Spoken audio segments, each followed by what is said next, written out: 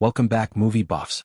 Today we're plunging headfirst into one of the most harrowing true story prison escapes ever put on screen, Papillon, 2017. If you thought Alcatraz was tough, wait till you see the hellhole known as Devil's Island.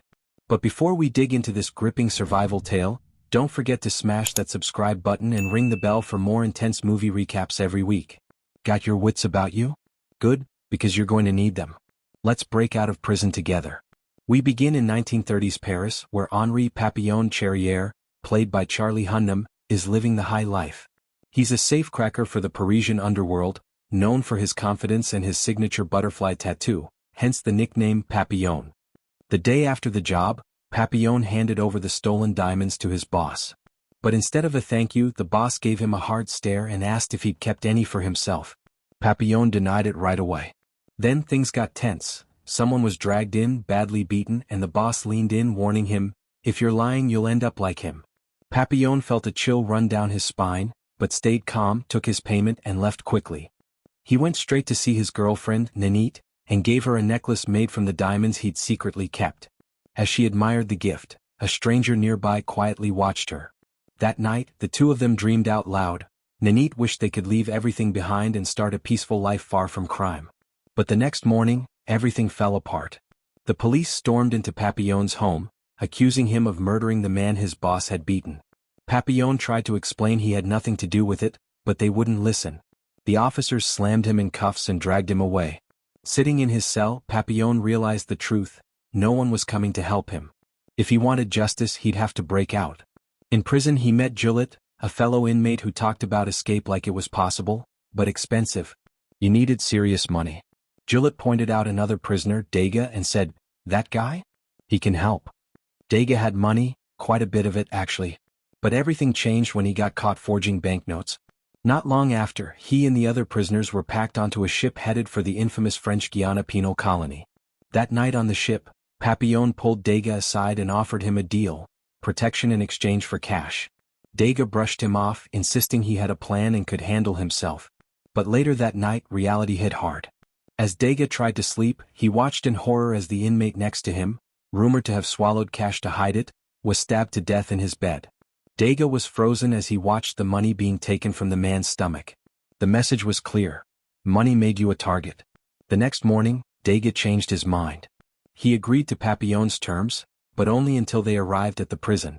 He was still convinced his wife would pull some strings and get him out soon. Escape wasn't part of his plan. But fate had other ideas. That same night the killer came back, this time for Degas. It was obvious now: someone was hunting down rich inmates. Just as the attacker closed in, Papillon stepped in and fought him off, saving Degas' life. But heroism came at a cost. When the guards found out, Papillon was the one punished, beaten, and made an example of. It was the first taste of how twisted justice worked here. Even after the beating, Papillon took comfort in one thing: Degas was still alive. That meant the deal was still on. The next morning, the ship docked at the French Guiana penal colony. As the prisoners were unloaded, Juliette suddenly slammed a rock onto his own foot, breaking it on purpose. It was a calculated move. He wanted to get into the clinic, the one place with the weakest security, hoping it would give him a chance to escape. Meanwhile, the rest of the inmates, including Papillon and Degas, were marched into the main prison, a place crawling with violent criminals. The atmosphere was thick with tension, and things only got worse when the warden stepped in. Cold and commanding, he laid down the rules. Escape, he said, was pointless. Try it once and you'd get 2 years in solitary. Try it again and that jumps to 3. A third time? You'd be shipped off to Devil's Island, the place where men lose their minds. And if you killed someone, you'd lose your head in public, literally.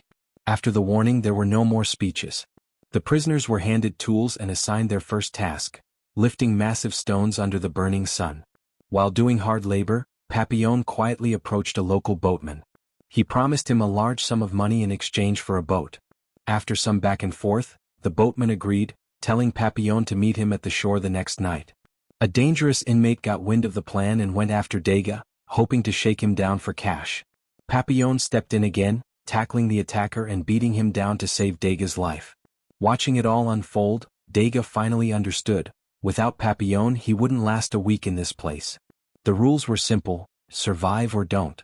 And alone he didn't stand a chance. So he made up his mind. He was in on the escape plan.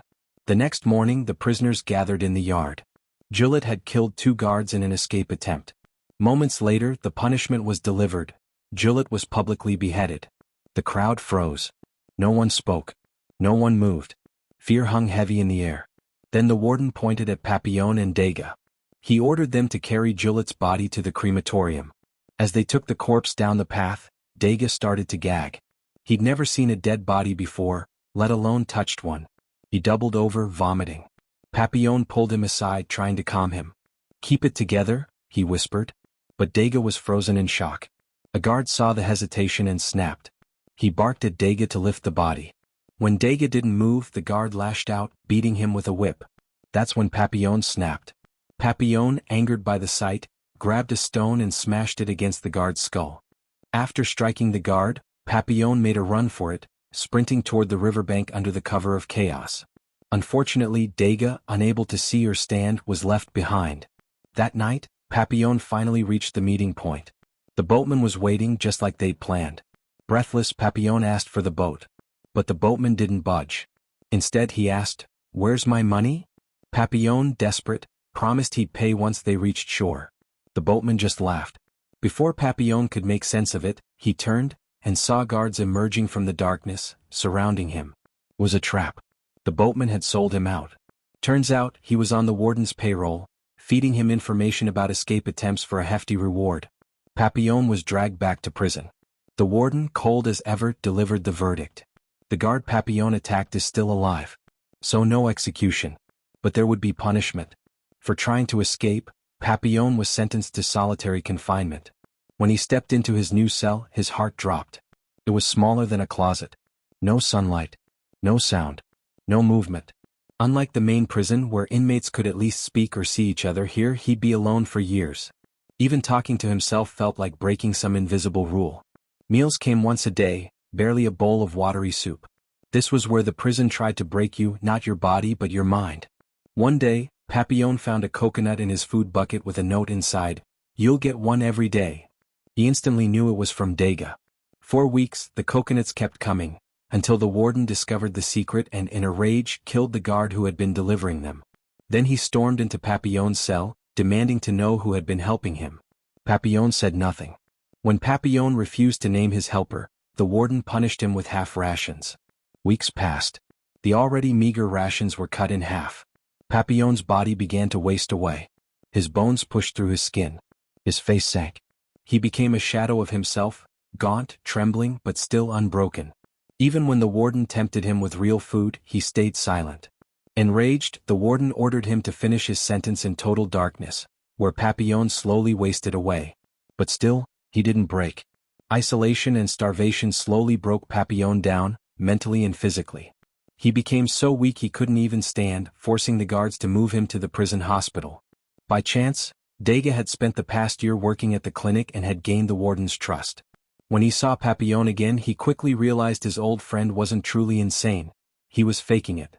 Papillon was likely to get transferred back to the main prison.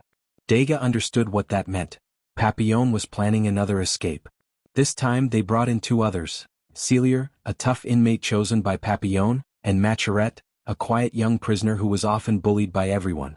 Degas handed over all his money to Celier, who used it to secure a boat.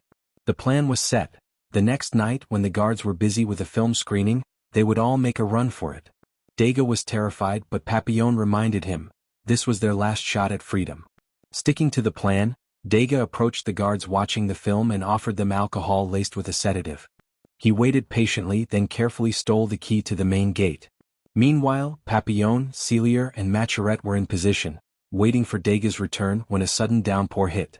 The rain grew heavier, and just as the lights went out, Celier urged them to leave Degas and escape right away. But Papillon refused to leave without Degas.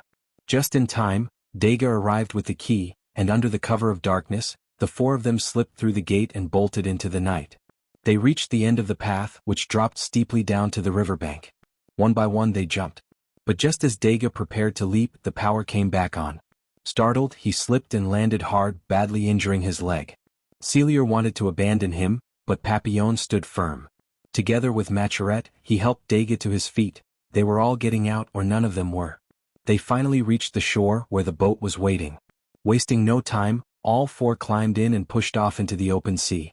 Hours passed, and as dawn broke, Celia realized something troubling. They hadn't gotten far.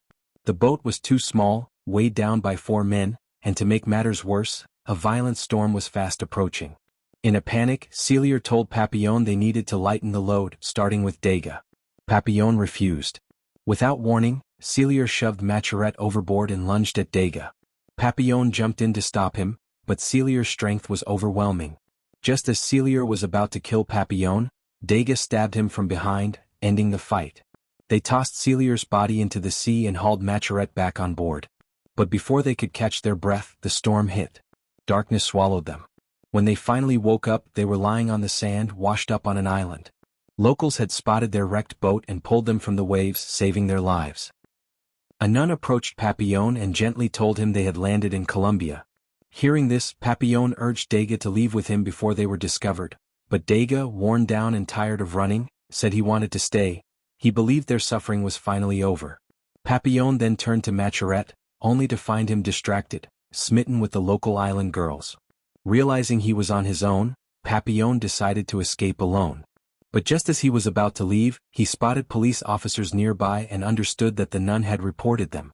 Acting fast, he grabbed Degas and tried to run, but it was too late. The officers caught them both, and in the chaos, Macherette was shot and killed. Papillon and Degas were taken back into custody. Years passed. After serving 5 long years in solitary confinement, Papillon was transferred to Devil's Island, a place where men were sent to die. The island had no food. People there ate each other or died of starvation.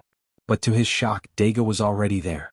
It turned out Degas had drugged the guards during their last escape attempt, earning himself a place in the island's dreaded silent prison.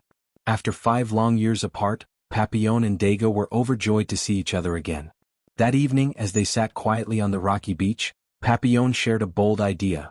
If he built a small raft out of coconuts, the ocean current could carry him off the island. But Degas, already tired of escaping, declined to join him. He had made peace with his fate. Actually, Degas had been on Devil's Island for 5 years and found out that his wife, whom he thought would help with his escape, had married someone else. He no longer had the strength to run. Still, he helped Papillon gather coconuts and build the raft. The next morning, the two friends embraced for the last time.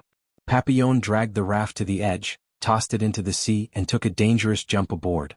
Degas, thinking Poppy died from the jump, began to scream as he finally heard his friend calling from below. To his relief, the waves began pulling Poppy away toward freedom. Degas stood at the edge, watching, a faint smile on his face as he bid his friend good luck. And that's a wrap on our breakdown of Papillon. What do you think about this movie? Drop your thoughts and reactions in the comments. We'd love to hear from you. If you enjoyed this recap, make sure to hit like, subscribe, and ring the bell so you never miss our in-depth movie analyses and thrilling reviews. Thanks for watching, and until next time, stay tuned for more edge of your seat content.